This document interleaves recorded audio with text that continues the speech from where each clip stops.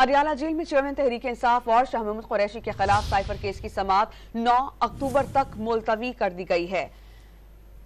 Chairman PTI का कहना है कि आज समाअत रोक दी गई है। सलमान सफदर ने कहा कि दरख्वास्त दी गई है कि चार्जशीट की नकूल आज नहीं ले सकते। इस पर हम बात करेंगे डॉन न्यूज़ के रिपोर्टर उमर मेहताब बरनी से। उमर, बताइएगा आज क्या कुछ हुआ समाअत के दौरान?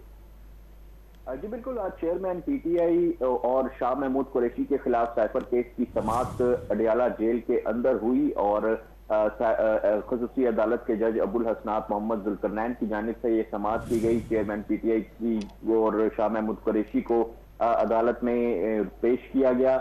दौरान समाअत चेयरमैन पीटीआई के वकला की जानिब से एक दरख्वास्त दायर की गई जिसमें कहा गया कि इस्लामाबाद हाई कोर्ट में साइफर केस की समाअत का इन ट्रायल प्रोसीडिंग होने से मुतल्लिक दरख्वास्त का फैसला महफूज है, इसलिए ट्रायल को यहीं रोक दिया जाए। अब क्योंकि इस्लामाबाद हाई कोर्ट में ये फैसला जो है वो महफूज है तो ये जो है बेहतर है कि यहाँ पर ट्रायल जो है वो रोका जाए ताकि फैसला आने के बाद जो है उस ट्रायल को कंडक्ट किया जाए। इस दरख्वास्त पर अदालत की जानिब से जो कार्रवाई थी वो आगे नहीं बढ़ाई गई और समाअत को 9 अक्टूबर तक के लिए मुलतवी कर दिया गया है। अब जब इस्लामाबाद हाई कोर्ट की जानिब से इन कैमरा ट्रायल प्रोसीडिंग्स के हवाले से दरख्वास्त पर फैसला आएगा उसके बाद इस कार्रवाई को आगे बढ़ाया जाएगा।